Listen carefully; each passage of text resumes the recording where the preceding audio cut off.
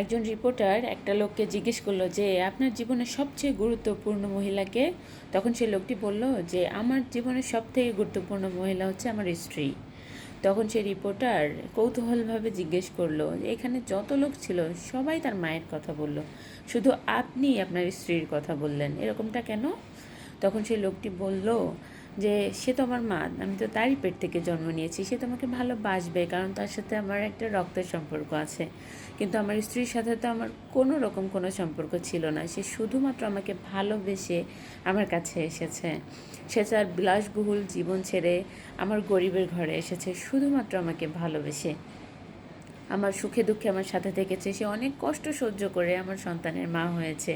সেজন্য আমার স্ত্রী হচ্ছে আমার জীবনের সবথেকে গুরুত্বপূর্ণ মহিলা, আর আমার স্ত্রীকে আমি অনেক বেশি ভালোবাসি। তো এখন আপনি আমাকে কমেন্ট করে জানান যে আপনার জীবনের সবথেকে গুরুত্বপূর্ণ মহিলা কে।